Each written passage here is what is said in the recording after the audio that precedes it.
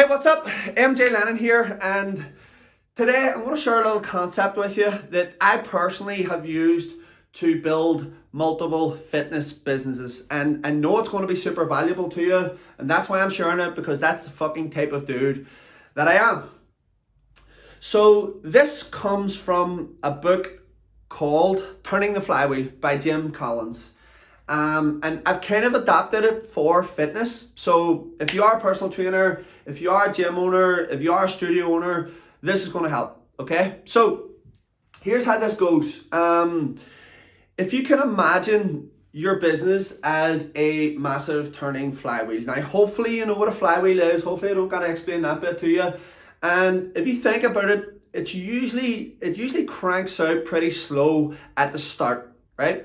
And then once you start to get it turning a little bit more, it slowly then starts to turn all by itself. And that's what we want to think about here. That's the type of analogy that we're going to use for this concept, right? Now, if we think about fitness, really and truly, like, it doesn't matter where you're at, you must have some sort of vision of what you want your business to look like, okay? So do you want it to be a brick and mortar gym? Do you want it to be like a small studio? Do you want it to be a spin studio? Do you want to have a CrossFit facility? Do you want it to be online? Like, exactly what is your vision for your business? How many customers do you want to have? How many team members do you want to have within your business? Like, there's loads of stuff there that you have to have a clear vision on before you can move anywhere, okay? Now, basically what happens is, like I say, it starts with your vision, and then from here, you have to do some sort of lead generation or social media marketing in order to get your business off the ground, okay? I say social media marketing because that is just the age that we live in, okay? And that's where it's done. And I don't care what anyone says, you gotta be on video in this day and age. You gotta be generating leads on video. Now, again, that can be paid ads, whatever way you want to do it. You want to do it organic, you want to do it paid ads, it's completely up to you, right? But you gotta do it. That's the first step of getting people into your business. Next up, we've got sales or conversions, right? Now, this is the sort of term that a lot of trainers do come up against, because quite frankly, a lot of people are quite bad at sales.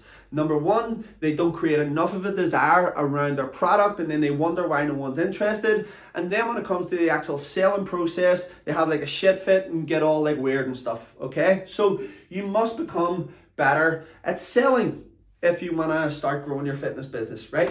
Now, the next term basically is we've got culture. And you have to think about the type of culture that you want within your business. Like, do you even know what culture is? Do you even know how to build a culture? There's a load of things there that you have to consider within your business about building a culture, because if you don't build the type of culture that you want within your business, then someone else will, and chances are that it's not going to be good, okay? So you must focus on the type of culture that you want to build, right?